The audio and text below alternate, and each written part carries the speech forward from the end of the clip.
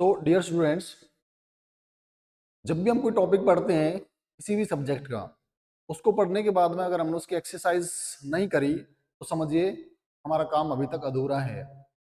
Because आप जानते होंगे कि कुछ विद्वानों ने कहा है, आपने सुने भी होंगे ये वर्ड्स। कौन से वर्ड्स?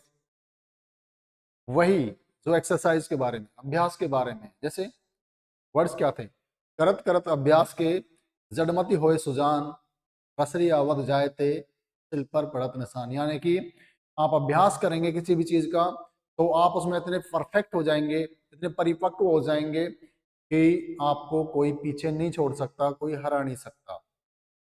चाहे आप बुद्धि में थोड़े किसी से कम हैं, लेकिन लगातार अभ्यास करते रहेंगे तो आप उससे आगे निकल सकते। यही एक तरीका है। अगर आपको कहीं ऐसा लगता है कि आपका माइंड उतना शार्प नहीं है जितना दूसरों का है, आप स्टडीज में उनसे थोड़े पीछे हैं, तो ये तरीका अपनाइए, उनसे ज्यादा अभ्यास करिए, आप उनसे आगे निकल जाएंगे श्योर। तो चलिए, आपको पता ही होगा कि लास्ट 2 क्लासेस में हमने कोल एंड पेट्रोलियम का चैप्टर कंप्लीट किया है और आज हम उसकी एक्सरसाइज करेंगे। एक्सरसाइज सोल्व करने का तरीका रहेगा एमसीक्यूज का, और एमसीक्यूज आप अगर कर लेते हैं तो उसमें आपको कई फायदे मिलते हैं, क्योंकि जो ज़्यादातर कॉम्पिटिटिव एग्जाम्स आते हैं वो ऑब्जेक्टिव टाइप होते हैं और आपकी अभी से उसकी प्रैक्टिस हो जाएगी, अभी से अभ्यास हो जाएगा तो आप कभी फ्यूचर में आने वाले जो टेस्ट हैं उनमें हारेंगे नहीं, फेलियर नहीं देखेंगे। तो चलिए क्लास स्टार्ट करते हैं। चैप्टर का नाम आपके सामने है, कोल एंड पेट्रोलियम। सबसे पहले मैंने इसको कुछ पार्ट्स में डिवाइड कर दिया है। इसको लगभग 30 क्वेश्चन मैंने उठाए हैं, उनको अलग अलग पार्ट्स में डिवाइड कर रखा है। तो वन बाय वन उनके पार्ट्स को सोल्व करते हैं। फर्स्ट पार्ट में आप अंडरस्टैंडिंग कोल, यानी कि कोल के बारे में ज्यादातर क्वेश्चन आपको देखने को मिलेंगे। तो यहाँ पहला क्वेश्चन जो आपके सामने आ रहा है कोल से रिलेटेड, वो देखिए क्या कह रहा है। आप ध्यान से क्वेश्चन को पढ़ लीजिए, आप जितना कहोगे मैं जूम कर दूंगा, आपको क्लियर होना चाहिए, नजर आना चाहिए, आप इजीली रीड कर सकें, ऐसा होना चाहिए। What is coal primarily compose of? पूछा गया है कि जो कोल है वो किससे कंपोज होता है, किस चीज का बना हुआ है, यानी कि कौन सा एलिमेंट उसमें सबसे ज्यादा मात्रा में पाया जाता है। तो आपको पता ही होगा, जब कोल की बात चलती है तो कार्बन को हम नहीं भूल सकते। कार्बन उसका क्या है, प्राइमरी एलिमेंट है जिससे वो बनता है। सो राइट आंसर हो जाएगा यहाँ से ऑप्शन बी। फर्स्ट क्वेश्चन के लिए राइट आंसर ऑप्शन बी हो जाएगा। अगर आप क्लास से जुड़े हुए हैं तो आप भी कमेंट बॉक्स में कमेंट करते रहें आंसर्स को। Which of the following is a type of coal? इनमें से कौन सा एक कोल का टाइप है? एंथ्रासाइट, बेसाल्ट, ग्रेनाइट या लाइमस्टोन? बाकी सभी पत्थर के टाइप हैं, स्टोन के टाइप है, लेकिन anthracite option A right answer है, जो कि क्या है, टाइप ऑफ कोल है। और ये बता देता हूं आपको कि बेस्ट क्वालिटी का जो कोल होता है वो एंथ्रासाइट ही होता है, इसमें लगभग 95% कार्बन होता है। What is the process of formation of coal called? Coal को बनने की जो प्रोसेस है उसको क्या कहा जाता है? आपके पास ऑप्शन है सब्लिमेशन, कार्बनाइजेशन, वेपराइजेशन या कंडेंसेशन। आपको पता होगा कि ये जो सब्लिमेशन वर्ड है इसका मीनिंग होता है कि कोई भी सॉलिड डायरेक्ट गैस में कन्वर्ट हो जाता है। तो यहाँ तो कार्बन के बनने की बात हो रही है, यहाँ तो ऐसी कोई प्रोसेस की बात ही नहीं हो रही है जहाँ सॉलिड लिक्विड का कोई रिलेशन हो। राइट आंसर है कार्बनाइजेशन, बिकॉज कोल क्या है, कार्बन का ही एक टाइप है, तो कोल बन रहा है तो उसे कार्बनाइजेशन कहा जाएगा। आगे क्वेश्चन नंबर 4 में आप देख पा रहे हैं, which of the following is the hardest form of, sorry question थोड़ा सा ऊपर चला गया। Which of the following is the hardest form of coal? Coal का सबसे हार्डेस्ट फॉर्म कौन सा है? लिग्नाइट, पीट, बिटुमिनस या एंथ्रासाइट? जब मैंने चैप्टर आपको पढ़ाया पीट से स्टार्ट किया और आपको बताता चला गया मैं कि जैसे जैसे टेम्परेचर और प्रेशर बढ़ता है तो पीट से लिग्नाइट में कन्वर्ट होता है, लिग्नाइट से बिटुमिनस में और बिटुमिनस से एंथ्रासाइट में कन्वर्ट होता है। तो सबसे ज्यादा जो हार्ड हार्ड कोल है, सबसे मजबूत, सबसे बढ़िया, कार्बन की सबसे ज्यादा मात्रा इसमें है, that is option d anthracite. Next question है, which substance is by product of coal? यानी कि इनमें से कौन सा सब्सटेंस है जो कोल का ही बाई प्रोडक्ट है, यानी कि कोल से ही उसको बनाया जाता है। पेट्रोलियम तो ऑब्वियसली नहीं बनाया जाता, पेट्रोलियम तो अपने आप में एक अलग एक यूनिक प्रोडक्ट है। नेचुरल गैस पेट्रोलियम से ही बनाई जाती है और डीजल भी पेट्रोलियम से बनाया जाता है। तो राइट आंसर क्या रह गया? कोक।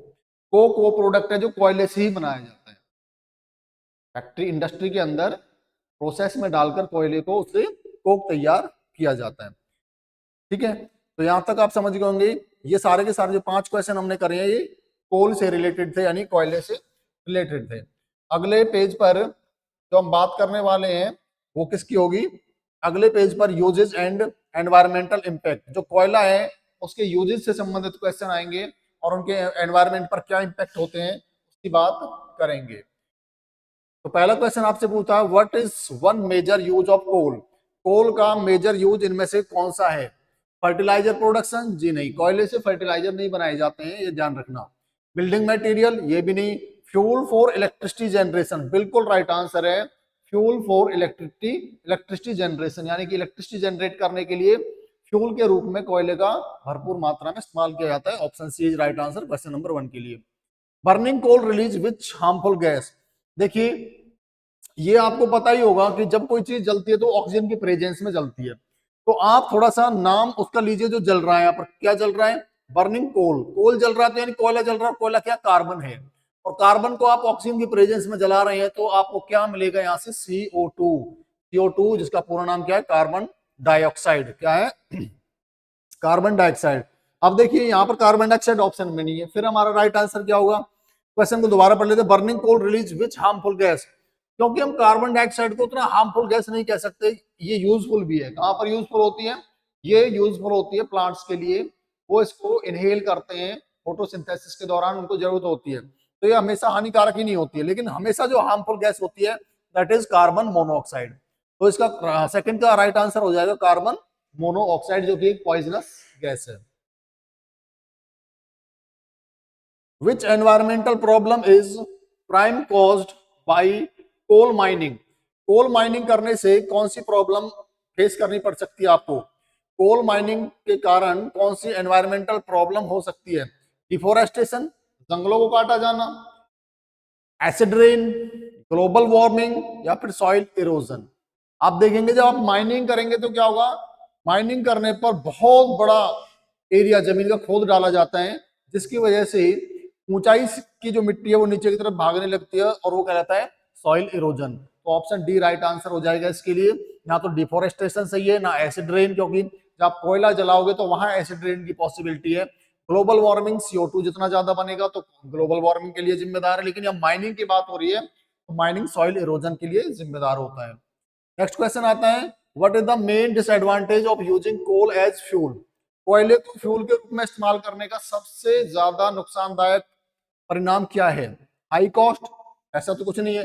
Renewable resource? यस, ये रिन्यूएबल रिसोर्स है। सॉरी, रिन्यूएबल रिसोर्स नहीं है, सॉरी, इसको छोड़ दीजिए। पॉल्यूशन, हाँ, पॉल्यूशन सबसे बड़ी दिक्कत आ सकती है इसमें। जब भी जितना ज्यादा आप कोयला इस्तेमाल करेंगे तो एयर पॉल्यूशन बहुत ज्यादा मात्रा में होगा, इसलिए ऑप्शन सी यहां से हम राइट आंसर के रूप में चूज करेंगे। नेक्स्ट क्वेश्चन, क्वेश्चन नंबर 5 में आप देखेंगे, which of the following is not a method to reduce pollution from coal? Coal से पॉल्यूशन जो होने वाला है उसे हम रिड्यूस नहीं कर सकते। कोल से जो पॉल्यूशन होता है उसे रिड्यूस नहीं कर सकते, कौन से मेथड से? तो कहता है using scrubbers, planting trees, burning more coal, switching to cleaner energy sources.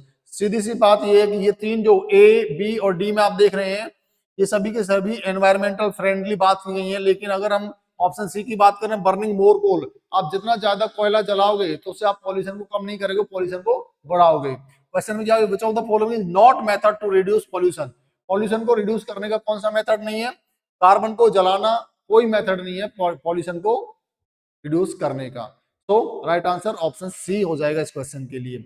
अब हमने यूजेज ऑफ कोयले कार्बन सॉरी कोयला कोल जो है उसके यूजेज के बारे में क्वेश्चंस करे। कितने क्वेश्चन किए? 5। नेक्स्ट स्लाइड पर हम जो क्वेश्चन करने वाले हैं पेट्रोलियम बेसिक क्वेश्चंस हैं, यानी पेट्रोलियम के बेस पर वो क्वेश्चंस बने हुए हैं। 5 क्वेश्चंस हम अभी पेट्रोलियम के बेस पर सोल्व करेंगे। अभी कार्बन के क्वेश्चन किए, अब पेट्रोलियम के क्वेश्चन करते हैं। तो पेट्रोलियम सबसे पहले पूछता है, what is petroleum commonly refer to as? क्या कहा जाता है कॉमनली? पेट्रोलियम को किस नाम से जाना जाता है? देखिए, चैप्टर में मैंने आपको पढ़ाया था कि पेट्रोलियम हमारे बहुत काम आता है, बहुत सारे काम आता है, इसलिए वो हमारे लिए इंपोर्टेंट बहुत है और उसकी कीमत बहुत ज्यादा है। कीमत बहुत ज्यादा है तो कीमत किसकी ज्यादा होती है? गोल्ड की। और एक जब इसको क्रूड ऑयल के रूप में निकाला जाता है तो ब्लैक होता है, कीचड़ की तरह डार्क होता है, इसलिए इसको ब्लैक गोल्ड के नाम से जाना जाता है। Option A is right answer. Question 2 पे आते हैं, how is petroleum form? Petroleum बना कैसे, कौन सी प्रोसेस में बना है?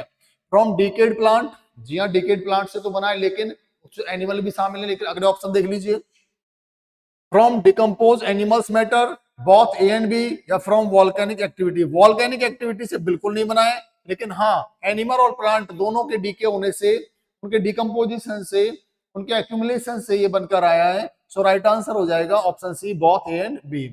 क्वेश्चन नंबर 3 पर आते हैं, तो देखते हैं, which of the following is not a product of petroleum? इनमें से कौन सा एक पेट्रोलियम का प्रोडक्ट नहीं है? डीजल बिल्कुल पेट्रोलियम का प्रोडक्ट है, केरोसिन ये भी पेट्रोलियम का प्रोडक्ट है, चारकोल भी, लेकिन बिटुमिन, बिटुमिन क्या है? Bitumen is the type of coal, bitumen is a type of coal, so coal petroleum से कोई रिश्ता नहीं रखता है, इसीलिए ये राइट आंसर हो जाएगा कि बिटुमिन इनमें से जो डिस्टिलेशन किया जाता है पेट्रोलियम का उस दौरान बनने वाला प्रोडक्ट नहीं है, बाकी तीनों बनते हैं। क्वेश्चन नंबर 4 पे आते हैं, तो देखते हैं, which process is used to separate petroleum product? Petroleum के जो प्रोडक्ट होते हैं, अलग अलग जो प्रोडक्ट बने हैं पेट्रोलियम से, उनको सेपरेट करने के लिए कौन सी प्रोसेस यूज की जाती है? Is it filtration? नहीं जी, फिल्ट्रेशन से काम नहीं होगा।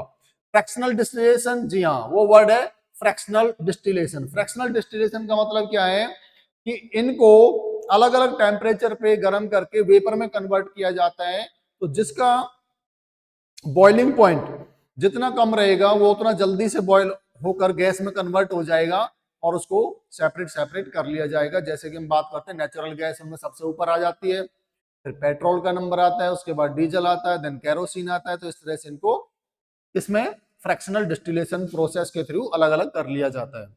विच of the following is a use of petroleum? इनमें से कौन सा पेट्रोलियम का यूज है? Making plastic, construction roads, producing electricity, या ऑल ऑफ द अबव? तो हम देखेंगे कि जो पेट्रोलियम है वो ज्यादातर प्लास्टिक मेकिंग में इस्तेमाल किया जाता है। कंस्ट्रक्शन ऑफ रोड, जो पेट्रोलियम के दूसरे प्रोडक्ट हैं वो रोड के कंस्ट्रक्शन में, जैसे कि एस्फाल्ट यूज होता है रोड के कंस्ट्रक्शन में, जो कि क्या है एक पेट्रोलियम प्रोडक्ट है। इसके अलावा अगर प्रोड्यूसिंग इलेक्ट्रिसिटी की बात करें तो डीजल इंजन चलाया जाता है, उसमें भी हम क्या इलेक्ट्रिसिटी बना सकते हैं, तो ऑल ऑफ द वो भी राइट आंसर हो जाएगा इसका ऑप्शन डी। ये हमने पेट्रोलियम के बेसिक्स के बारे में क्वेश्चन किए। आगे जो क्वेश्चंस आने वाले हैं वो एनवायरमेंटल एंड इकोनॉमिकल कंसिडरेशन के हैं। ये 5 क्वेश्चन किसके हैं? एनवायरमेंटल एंड इकोनॉमिकल कंसिडरेशन के।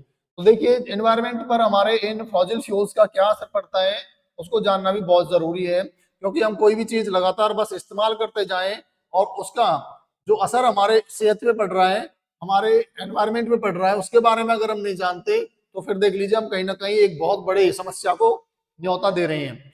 What is the major environmental concern related to petrol? Petroleum से रिलेटेड सबसे बड़ी प्रॉब्लम क्या है? Water pollution, noise pollution, soil pollution, या फिर लाइट पॉल्यूशन? तो आप देखेंगे सबसे ज्यादा जो बड़ी प्रॉब्लम है जब आप पेट्रोलियम का निष्कासन कर रहे हैं तो वो वाटर पॉल्यूशन की है। क्या है सबसे बड़ी प्रॉब्लम? वाटर पॉल्यूशन की है।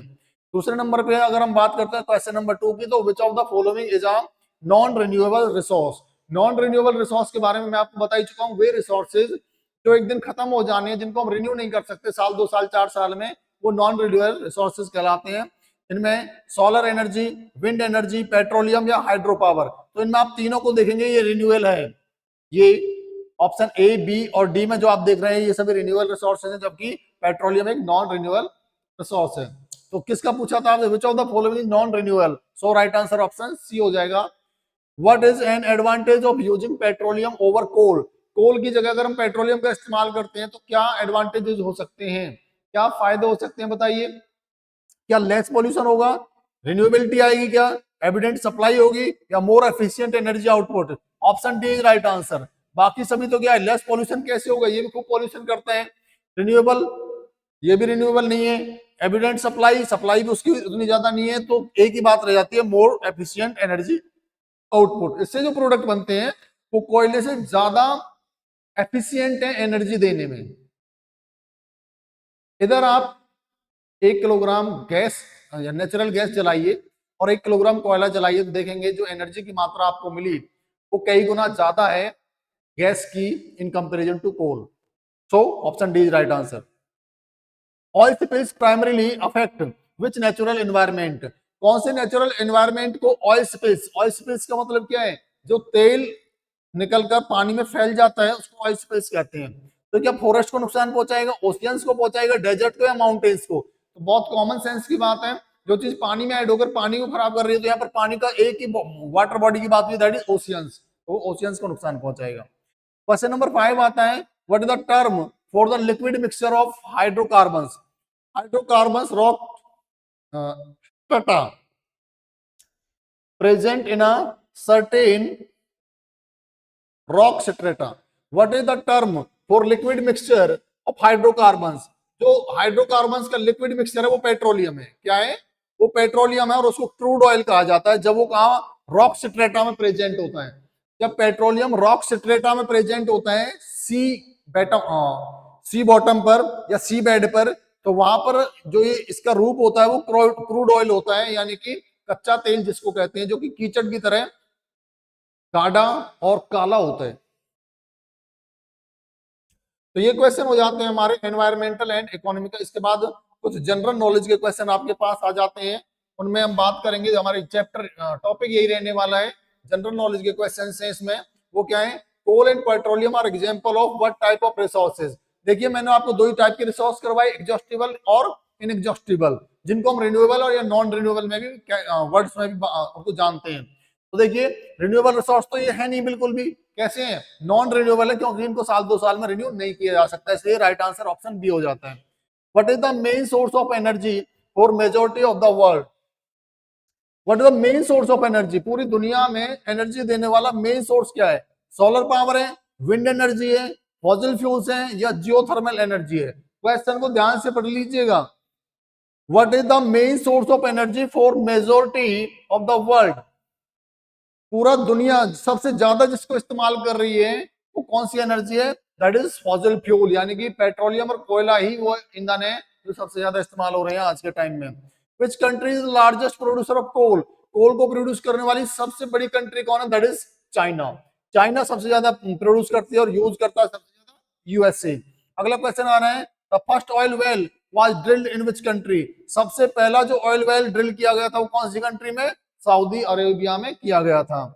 इसके बाद आता है what is the key component of natural gas? जो नेचुरल गैस हमारे पास, हम कह सकते हैं सीएनजी है, जो उसका मेन कंपोनेंट क्या है, किससे वो मिलकर बनी हुई है?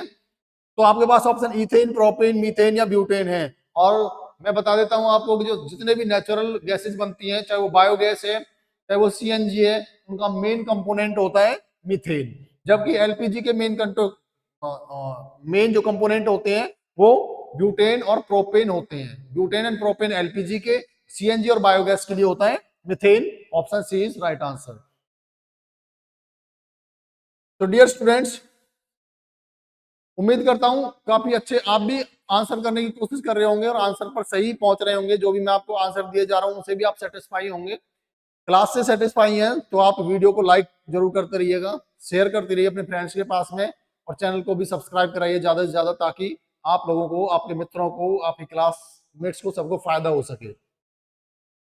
नेक्स्ट हम जो बात करते हैं एडवांस अंडरस्टैंडिंग की बात करते हैं। एडवांस अंडरस्टैंडिंग में what is the term for converting coal into liquid hydrocarbons? देखो कितना बढ़िया क्वेश्चन आपके सामने आया है, और जो बैकग्राउंड है ना वो भी कितना सुंदर आया है। कैसे इस बार चेंज होके आ गया, अब तक जो बैकग्राउंड था उस क्वेश्चन कलर में आ गए हैं और आपके पास ऑप्शंस भी हैं। What is the term for converting coal into liquid hydrocarbon?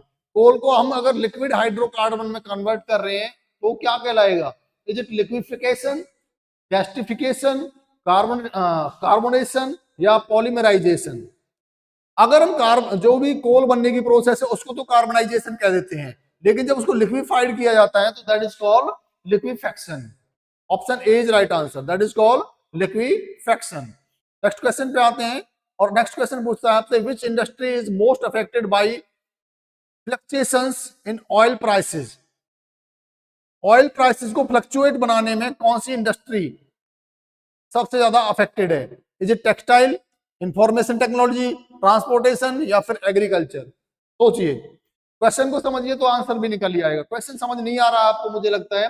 Which industry is most affected by fluctuation in oil prices? अगर तेल की कीमत बढ़ती है या तेल की कीमत बहुत ज्यादा घटती है तो कौन सी इंडस्ट्री को सबसे ज्यादा अफेक्ट पड़ेगा? That is transportation. कौन सी है? ट्रांसपोर्टेशन को सबसे ज्यादा असर पड़ेगा तेल के दाम घटने या बढ़ने पर। नेक्स्ट क्वेश्चन कहता है what is the primary use of bitumen derived from petroleum? जो सबसे बढ़िया यूज है बिटुमिन का, वो सबसे ज्यादा कहां पर है? वो प्राइमरी यूज कुकिंग में है। कहां पर है? कुकिंग। जो बिटुमिन कोयला सबसे ज्यादा इस्तेमाल होता है दुनिया के अंदर, और वो कुकिंग में होता है। इसके अलावा which technology development has increase the extraction of petroleum? कौन सी टेक्नोलॉजी ने पेट्रोलियम के एक्सट्रैक्शन को बहुत आसान बना दिया है? That is hydraulic fracturing. That is hydraulic fracturing. Option A is right answer. What is the major drawback of using fossil fuels? जो हमारे पास फॉसिल फ्यूल है यानी कि खनिज ईंधन है, जैसे कि कोयला और पेट्रोलियम से बनने वाले प्रोडक्ट वो सभी हैं, तो इनको यूज करने का मेजर नुकसान क्या है? हमें सबसे बड़ा यूजिंग फॉसिल फ्यूल का नुकसान क्या है, कमी क्या है? High efficiency, no. Limited supply, maybe. No emission, easy transportation.